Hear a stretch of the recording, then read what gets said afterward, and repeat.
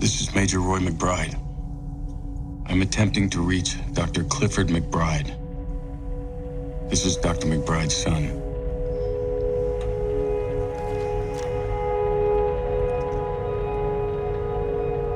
Dad, I'd like to see you again. Somewhere in the near future, Roy McBride is asked to save, well, everything. 16 years ago, his father left with a crew on a mission to search for intelligent life at the edge of the universe.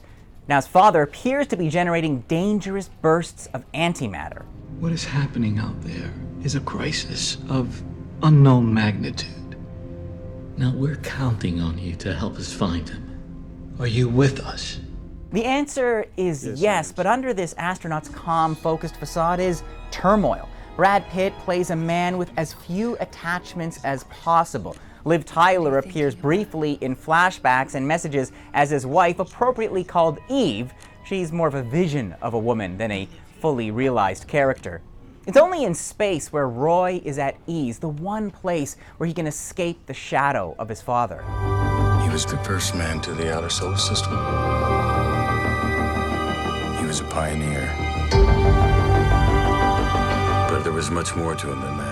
As Roy begins his journey, there's a growing sense of paranoia. There's a minder assigned to watch Roy, played by the great Donald Sutherland. We have to hold out the possibility that your father may be hiding from us. Arrival on the moon brings danger. It's like the Wild West out there. It's your first time in the war zone? Soon the group are ambushed by space pirates. Yeah, space pirates. We are not clear. I repeat, we are not clear. We have multiple enemy craft in pursuit. And then there's the small matter of getting on board the rocket to Neptune. The director and writer is James Gray, and his specialty is beautifully realized stories about complex characters in crisis, such as The Immigrant or The Lost City of Z. For Ad Astra, which is Latin for to the stars, the journey may be billions of kilometers, but really this is a mission of internal exploration. Throughout the film, Roy is constantly checking in with something like an onboard therapist. As best you can, please describe your current mental and emotional state. It's a device to take us deeper into this father-son dynamic. We also see glimpses of the father, played by Tommy Lee Jones, obsessively focused on his own search like some interstellar Captain Ahab. Add in Roy's ever-present narration, and Ad Astra is less a space adventure like Armageddon and closer to something like director Terrence Malick's Tree of Life. Someday we'll fall down and weep, and we'll understand it all. But about an astronaut trying to escape his past. I remember you tutoring me in math.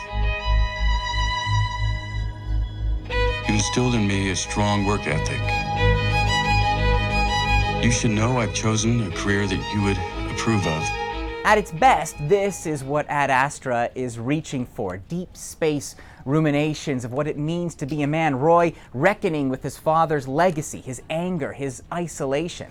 So if the thrust of the story is about a dysfunctional father-son relationship, why go to the stars? Well, look at the new explosion of films about astronauts, and you can see space is like the Western once was for Hollywood, an uncharted realm where a character can be truly tested and truly alone, which at the outset makes the casting of Brad Pitt seem so perfect. Pitt is an actor who's gone from playing these cartoonish characters. What is this guy? Crazy? To this archetypal everyman. Now in his 50s, there's something of a cowboy in his stance, the openness of his face that always appears to be searching for something just beyond the horizon. Now, some critics are calling Ad Astra a masterpiece, but I think what stops it from truly soaring is, ironically, its reverence for Pitt. Sure, Roy is supposed to be the best of the best, unflappable, but he's so unstoppable that what little opposition is offered seems laughable. There's nothing wrong with a film about a hero, but true heroism is defined by struggle. For all the great distances Roy travels, there's little friction until the end. And yet, what ambition. Ad Astra isn't perfect, but the rare sci-fi spectacle where the inner journey is the final frontier. 4 stars out of 5. Eli Glasner, CBC News, Toronto.